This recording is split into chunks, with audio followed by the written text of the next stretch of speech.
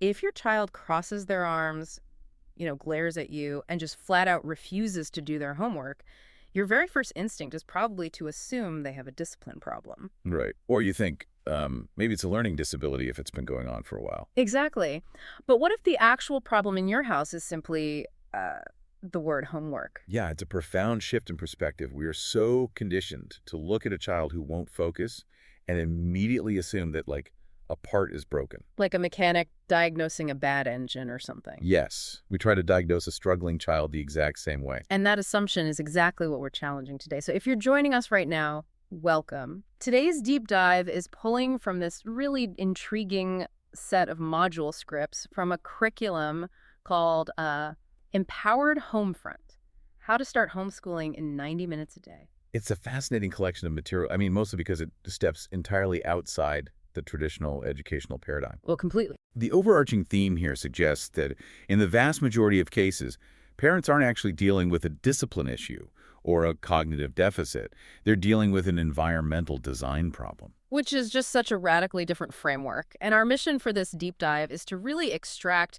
the absolute best strategies from this curriculum. We want to show you exactly how to create an environment where kids actually want to learn. Right, without you having to constantly hover or, nag them. Yes, no fighting. We're bypassing the typical trial and error, diving straight into the psychology of child focus. And frankly, the solutions are surprisingly simple. I mean, fixing this environmental design problem actually starts with an $8 kitchen tool. It sounds almost absurdly simple when you first hear it, but the developmental neuroscience behind that specific tool is incredibly robust. So let's get right into it. Because before we can tackle the big emotional hurdles, we have to solve the most immediate, practical problem every parent faces. The distracted child who just can't stay on task. Exactly. The sources introduce this as the kitchen timer method.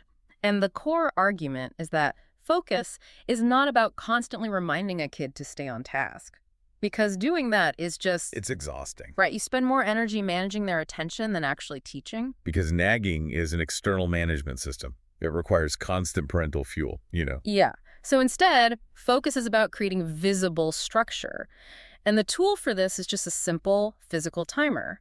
And the sources are very strict about this. It cannot be a phone. No phone. No iPad apps with cute little animations. It must be a dedicated physical countdown timer sitting right there on the desk. What's fascinating here is the underlying neurology of how children perceive time. The prefrontal cortex, the part of the brain responsible for executive function and abstract thinking, is notoriously underdeveloped in kids. Right. It doesn't fully mature until we're, in our mid-20s? Exactly. So because of this, most kids literally do not possess the neural architecture to conceptualize time the way adults do. Time blindness is a very real developmental stage. So when you say to a kid, just sit there and do your math for 15 minutes, they aren't, mapping out a neat little 15-minute block in their head. Not at all. They don't hear a manageable block of time. They hear an endless void. To their brain, 15 minutes of an unpreferred task just feels like eternity. Oh, wow. But a physical countdown timer changes the environment. It takes this abstract, invisible concept of time and turns it into a concrete, shrinking visual object. It gives them a visible finish line. That makes total sense. Yeah, and when the brain sees that the threat, the difficult work has a definitive endpoint, predictability goes up. And when predictability goes up, the fight or flight resistance just drastically drops. They stop fighting the parent and start working with the clock. Okay, let's unpack this, because telling a 7-year-old to do math for 15 minutes is basically like telling an adult to do your taxes forever. Yeah. It feels completely endless. That is the perfect analogy. Endless feels impossible, and the human brain will always rebel against the impossible. So let's talk about this age in minutes rule the sources mentioned, because this is a major departure from traditional schooling. The curriculum states that a child's focused attention span roughly equals their age in minutes. Right. So a 6-year-old gets about 6 to 8 minutes of focused work before their brain physically just needs a reset. A 10-year-old gets 10 to 12 minutes. It grounds our expectations in biological reality rather than, societal wishes. In a traditional classroom, a 6-year-old might be expected to sit quietly at a desk for 45 minutes. Which is wild when you think about it. It is, and when they inevitably start fidgeting or staring out the window at minute 10, we label them as distracted or problematic. But neurologically, their attention reservoir simply ran out. The timer method respects that biological limit. Yeah, and the sources give 3 very specific rules for this timer to make sure it actually works. First, keep screens away from it. Like you said, no phones. Right. Phones carry 1,000 dopamine-driven distractions. Notifications, games, the timer must be a standalone, neutral physical object. Rule 2 is never use it for punishment. And we'll get into exactly why that's so critical in a second. But rule 3 is don't arbitrarily cut a kid off the second the timer rings. You give a 1-minute warning. Let them find a natural stopping point. Yeah. Or if they're deeply engaged, like in a flow state, just let them keep going. Because the ultimate goal of the environment is engagement, not blind obedience to a bell. If the child is in the zone, their brain is producing its own intrinsic motivation. You don't want to mess with that. Exactly. Interrupting that, just to stick to a rigid schedule, actively harms their ability to self-direct. Wait, let me ask a practical question then. Say I set the timer for 10 minutes for my 10-year-old, and they completely crush the math worksheet in 4 minutes. My instinct, honestly, is to maximize that time. Do we reward their efficiency by piling on more work for the remaining 6 minutes? And that instinct is exactly what the source material warns against. Oh, really? Yes, if you pile on more work to fill the time, you are actively punishing their efficiency. Never punish efficiency with more work. Because then you're just teaching them to drag their feet, right? Precisely. The child's brain quickly calculates, if I work hard and finish fast, my reward is just more work. So the best survival strategy is to work as slowly as possible. Wow, yeah, you're accidentally training them to dawdle.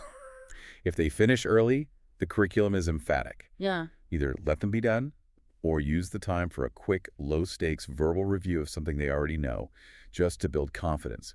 Short and highly focused always beats long and distracted. Okay, so the timer is brilliant for wandering minds. But what happens when the tool itself doesn't work? Like, what if the child sits down, crosses their arms, and shuts down before you even touch the timer? Yeah. That moves the conversation from practical tools to the hidden emotional barriers holding kids back. Right, because distraction is one thing, but active refusal is another. The source material shares this poignant story about the author, Lori, and her 9-year-old son, Jackson. Right, the reading struggle. Yeah, he was behind in reading, and it led to this immense pressure. Friends were making comments, a therapist was pushing to medicate him, and Lori was just agonizing over it. But the turning point was when her husband said they didn't have to make Jackson fit into a box just because society dictated a certain timeline. That realization is a massive paradigm shift. She recognized that she wasn't measuring her son's innate intelligence. She was measuring him against an arbitrary, industrialized school timeline. Which is a huge trigger. Huge. When you measure a child against a standardized timeline, you inevitably project anxiety onto them. They internalize it, and the environment becomes a place of chronic stress. If we connect this to the bigger picture, the sources explain the psychological concept of anchors. Right. Behavioral psychology. Exactly. An anchor is anything a brain links to a feeling. Over months and years in a traditional classroom, or even a homeschool setup that tries too hard to mimic school, feelings get attached to learning. So biologically, what's happening? If a child feels stressed or inadequate, their brain releases cortisol, the stress hormone. Over time, the amygdala, the brain's threat detection center, associates the things in that environment with that cortisol release. So the school bell or the desk itself Becomes a trigger. The desk, the red pen, forced comparison, even hearing the word homework becomes an anchor. The amygdala treats it like a fire alarm. Wow. So when a child says, I hate learning, they don't actually hate learning. They hate the physiological stress response triggered by those negative anchors. The fire alarm metaphor is so good, because if a fire alarm goes off, you don't just calmly finish your math worksheet. Your body tenses up, and your only goal is to escape. Yes, it's a biological escape attempt. But let me challenge this for a second. Are the sources suggesting that learning disabilities or ADHD don't exist, and it's all just like bad vibes from a red pen? No, it's a crucial distinction, and the sources are absolutely not denying neurodivergence. Learning disabilities are very real. Okay, good. What it's urging parents to do is not to immediately jump to something is broken in my child when the brain is simply doing its job. Protecting the child from environments that historically caused stress. You have to clear out the environmental triggers first so you can see what the child actually needs. Here's where it gets really interesting, because once you know this, you can build positive anchors. The sources outline this specific activity called the family word swap. It's a brilliant application. You are actively rewriting the neurological associations. Right, so families sit down and replace loaded words like homework or test with empowering custom terms. The example they give is swapping schoolwork for brain food. And the psychology there is twofold. Schoolwork carries years of heavy cortisol-soaked baggage. Brain food is totally neutral. Plus, having the child help invent the term gives them autonomy, which drastically reduces the threat response. And this brings us full circle back to the kitchen timer. This is exactly why you can never use it for a timeout. Precisely. Because if you do, the timer permanently becomes a negative anchor tied to punishment. Right. The next day when you pull it out for brain food, their amygdala automatically fires that punishment feeling. You've contaminated your best tool. Okay, so we have the timer for structure and we're swapping out negative anchors. But let's be real. What happens on a random Tuesday when the old conditioning flares up and the kid just flat out says, no, I won't do it? That is when we transition to active crisis management. Hmm. Because refusal is actually totally normal. It is. Yes, in behavioral psychology, it's an extinction burst. The child's brain is testing the new environment to see if the old school rules still apply. They're asking, is mom going to yell? Is this a trap?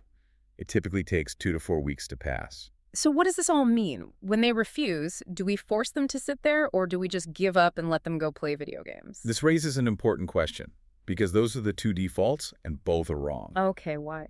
Forcing recreates the exact negative school anchor you're trying to escape. Giving up rewards the resistance, guaranteeing they'll do it again. Instead, there is a strict 3-response framework. Step 1, pause. Just take a break? Take a 5-minute break, walk away, set the timer, and let the emotional anchor pass without lecturing. Their brain is flooded with cortisol. They can't process a lecture anyway. And step 2 is redirect. Change the method, not the goal. Like that anecdote with Jackson struggling with 2-digit addition. Instead of forcing the worksheet, his mom used a YouTube video and physical tens and ones blocks. Right, until he said, oh, I get it. Bringing in a third-party voice like a YouTube teacher is incredibly smart teaching. It bypasses the anchor tied to the parent's tone of voice. It's not a parental failure at all. That's so freeing. And step 3, lower the stakes. If they're still refusing, you ask for just 3 problems instead of the whole page to reduce the threat level. And then praise them heavily when they do it to build a new, positive anchor. Yes. And the final safety valve. If none of those 3 work, you stop for the day. Clean slate tomorrow. The consistency of that unemotional response is the medicine. Now, the curriculum does offer a deeper adapt step for systematic deconditioning if it persists past 4 weeks, but most won't need it. Wow. What an incredible journey we just took. Starting with an $8 kitchen timer to visually structure focus, learning to swap out negative anchors, and using the pause redirect lower stakes framework to handle refusal. And bringing it all home for you listening right now, even if you don't have kids, this deep dive reveals profound truths about how human beings learn and react to our environments. We are all driven by invisible anchors and the need for predictable structure. Absolutely. Which leaves me with a final thought for you to mull over. If our kids are secretly conditioned by negative anchors like desks and red pens, take a look around your own life. What negative anchors are you, as an adult, accidentally bringing into your own home office, your routines, or daily tasks without even realizing it? Definitely a question worth asking yourself. Thank you so much for joining us on this deep dive. Keep learning, stay curious, and we'll catch you next time.